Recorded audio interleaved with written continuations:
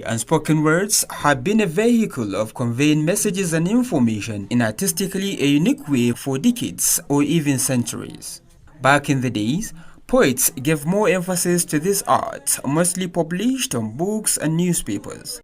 Today, however, many young poets do make effort to recite their poems, perhaps due to the changing time in the technology, as the world is now a global village. Ibrahim is one of such young poets whose inspiration came from the heart. I started my poem, I think the first one was coronavirus poem. It got into consideration, or to say it got into action. I did it because of how I feel during that time. Really, feelings are the thing that ignite me to be a poet. I feel a lot on many things, and I just feel like let me have a way that is a bit unclear to many, to use it as my own way to deliver my messages based on my feelings. I attended a course on poetry after I started it.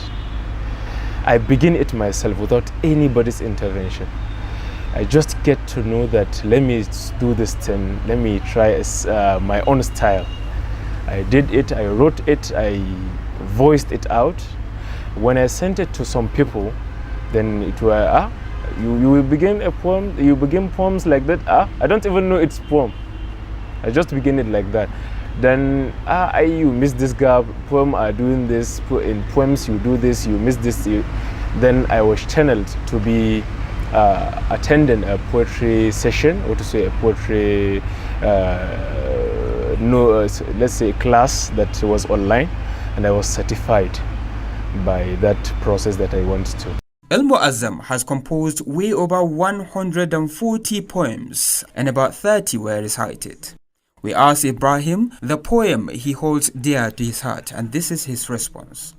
In English, I think my favorite was Nigeria at 60. That was 1st October 2020. It was my favorite in my English poems, and the Hausa ones, I think Arewarmu. I can remember a part of the Nigeria at 60. Then was Nigeria. We farm without urea, peace in every area. No one knows malaria, talk more of bacteria. We inhaled fresh air, vamoosed without fear. Everyone take care, poor convene with billionaire, very vexed to get liar. Our problems we share, as we are all aware that no one will be unfair. Very rueful that yesterday and today we can't compare. Just to remind us of our yesterday, and to show us how worse we are today, and to encourage us to be back to that step of yesterday, for us to continue very good and very good in our journey of life and everything. Initially, Nigeria reached 61, as it happens to be the tradition of Nigerians and every other country. When a country added a year of independence, then it was a celebration, joy, this, that, parties and other things. To me, I don't consider it that way. I just feel that it is a challenge. We are getting older, but we are going weaker. Getting older, but getting back. Every step we move forward, we think we are moving forward, but it is, in other view, a backward step. Then we are not to be celebrating it.